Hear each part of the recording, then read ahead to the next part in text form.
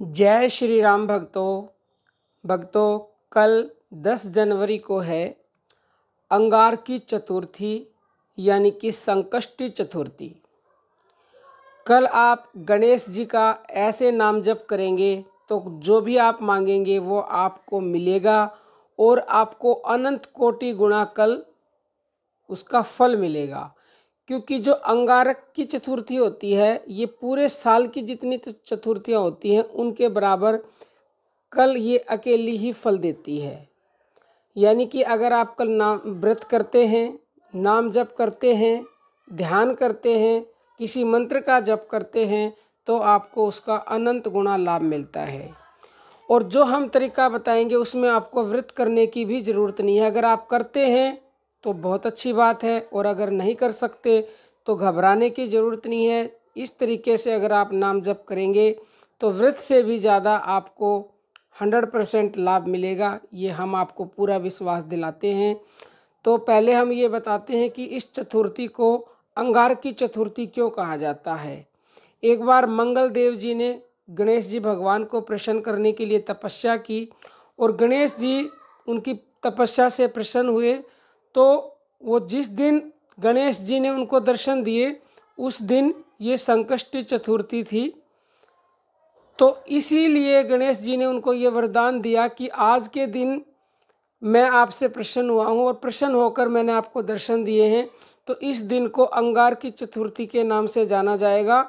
और जो भी आज के दिन नाम जप, ध्यान, भजन या व्रत करेगा उसको मैं मनचाहा वरदान दूंगा और उसकी हर इच्छा पूरी करूंगा। तो आपकी कोई भी मनोकामना है, पहले वो मनोकामना आप गणेश जी को कल बताएं और फिर इस तरह से नाम जप करें। सुबह आप कोशिश करें कि ब्रह्म मुहूर्त में उठें और अगर नहीं ब्रह्म मुहूर्त में उठ सकते तो बाद में भी ये नाम जप कर सकते हैं। कोई नहाना धोना चाहता है नहा धो के कर सकता है, अन्यथा आप ऐसे भी कर सकते हो। करना क्या है, आपको देखो सीधे बैठ जाना है या सीधे लेट जाना है। अब देखो हमारे शरीर में 7 चक्र होते हैं। उन 7 चक्रों में से जो सबसे पहला चक्र होता है वो होता है मूलाधार चक्र। यानी कि जो हमारे सारे चक्र होते हैं, जो हमारे शरीर में जो सारी शक्ति है, उन शक्तियों का आधार वो मूलाधार चक्र वही आधार है। अगर आपने आधार को जागृत कर लिया तो समझ लीजिए आपके ऊपर शक्ति बढ़ के जाएगी और फिर बाकी के चक्र भी जागृत हो जाएंगे। तो सबसे पहले मूलाधार चक्र जहाँ पे भगवान गणेश जी का वास होता है उसको जागृत करना बहुत ही ज़रूरी है।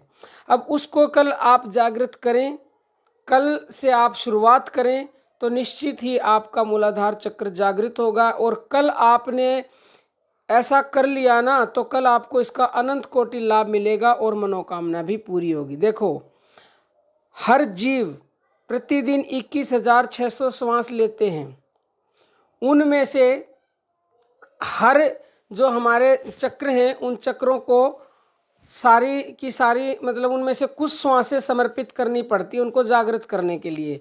तो मूलाधार चक्र में जो भगवान गणेश का वास है, भगवान गणेश जी के लिए 600 श्वासें प्रतिदिन आपको समर्पित करनी होंगी।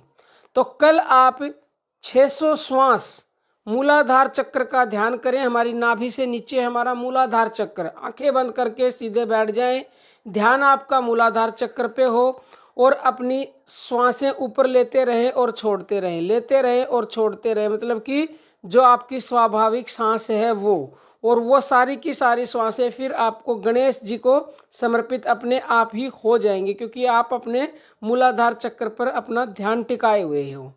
तो कल आप ऐसा करेंगे तो आपकी जो भी मनोकामना होगी वो निश्चित ही पूरी होगी, क्योंकि 600 श्वास कल आप गणेश जी को समर्पित करेंगे। ये बहुत बड़ी बात है। अगर आपने 600 श्वासों पर मन एकाग्र कर लिया तो आपकी मनोकामना कल ही पूरी होगी। कोई आपको गणेश जी संकेत देंगे और जब गणेश जी प्रसन्न हो जाते हैं तो आपकी हर मनोकामना पूरी होती है। जो भी आप चाहते हैं वो प्राप्त कर लेते हैं। कोई भी आपका प्रश्न हो कमेंट कीजिएगा, उत्तर जरूर देंगे। अब हम अपनी वाणी को विराम देते हैं। जय श्री राम भक्तों।